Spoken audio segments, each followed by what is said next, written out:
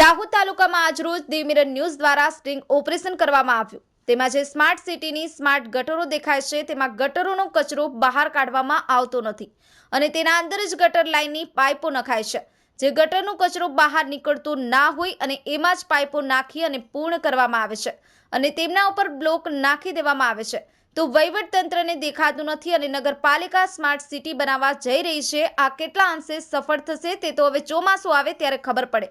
હાલમાં તો નગરજનોને લોલીપોપ આપવામાં આવી રહ્યો છે, તેમાં પણ વહીવટી તંત્ર અને નગરપાલિકાની ખાયકી દેખાઈ રહી છે તેવી લોક માંગ ઉઠી છે। તંત્ર જાગે અને આનું તાત્કાલિક નિરાકરણ કરે તેવું લોક ચર્ચાઈ રહ્યું છે। સંવાદદાતા દિનેશભાઈ પરમાર, દી મિરર ન્યૂઝ, દાહોદ। હાય, હું છું ક્રુઝિન સિંઘાનિયા। આપની આસપાસના સત્ય સમાચાર જાણવા માટે જોતા રહો દીવ મિરર ન્યૂઝ અને હા, લાઈક અને સબસ્ક્રાઇબ કરવાનું ભૂલતા નહીં। Thank you. નમસ્કાર મિત્રો, હું ફિરોઝ ઈરાની આજે તમને એક નવી વાત કરવા આવ્યો છું। દીવ મિરર ન્યૂઝ જોતા રહો, સબસ્ક્રાઇબ કરવાનું ભૂલતા નહીં અને શેર કરવાનું પણ ભૂલતા નહીં। સત્યની સાથે જોડાતા રહો। નમસ્તે મિત્રો, હું છું ચાંદની પરમાર।